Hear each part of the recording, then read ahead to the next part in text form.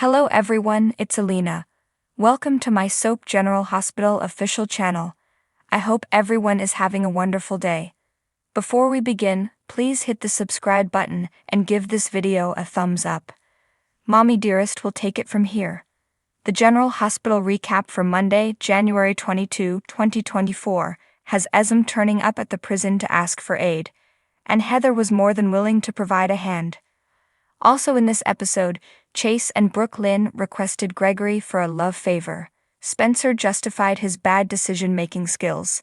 Scott played both sides, while Martin walked away from Lucy. And last, Carly got justice. Only things went a tad bit too far for her liking. Now let's go a little deeper into the details. Esme walked up at the prison to see Heather. She informed her about Ace's kidnapping, her trip to meet Cyrus, and how Spencer threatened to put her behind jail. Heather was surprised by it all. She offered Esme the best advice she could: run. Sure, she'll miss her baby, but staying wasn't worth the risk. Of course, Esme wasn't about to do that. She refused to leave her son behind. They had to find him and extract retribution from everyone who offended her. Payback? Revenge? That was music to Heather's ears. She promised to do all she could from her jail. Heck, prison bars never stopped her. However, she advised Esme to be careful and follow suit. Yeah, Esme wasn't about to do that either. She was going full out, especially now that she knew Heather was on board.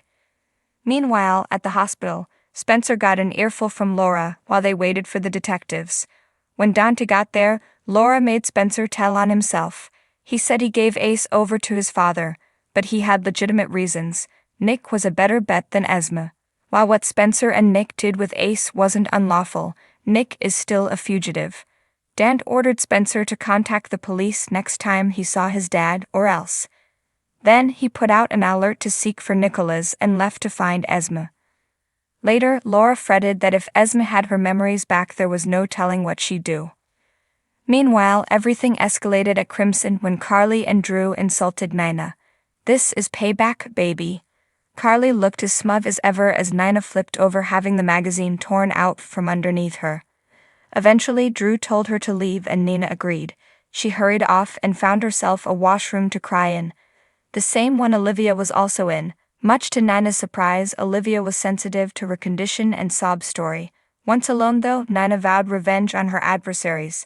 Back in the office, Carly was happy to take down Nina, but wasn't so sure about being the editor-in-chief. She promised Drew she'd keep the seat warm until he hired someone else. However, Drew didn't want that. He wanted Carly. She grudgingly decided to work 2 full-time jobs to please her spouse.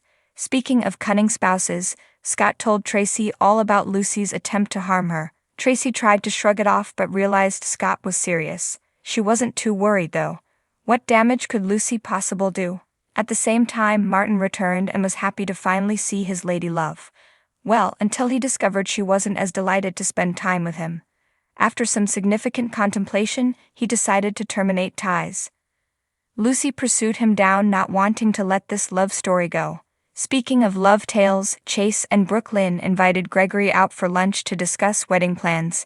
They wanted him to not only be there for the big day, but take on the role of officiant.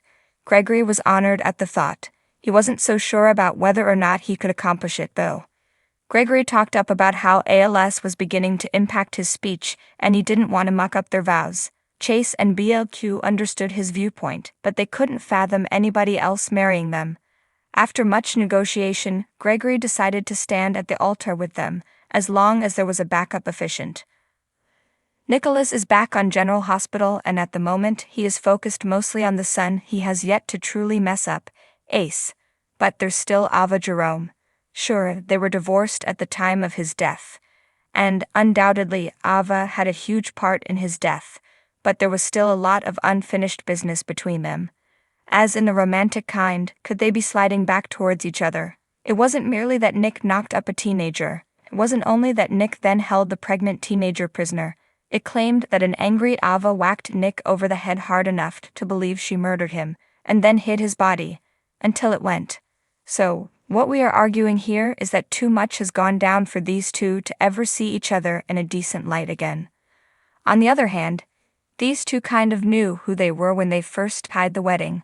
Sure, they had ulterior motivations, But they weren't oblivious about each other's faults, and they were into it anyhow. Nick knows Ava can't stay away from crime and covering up the crime, which is typically another crime, so if he can deal with that about her, and she can live with that about him, then why not continue being criminal liars and cheats together?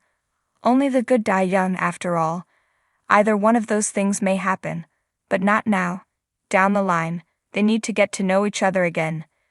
Then they can decide if this marriage can be saved, and we may witness the whole process all over again.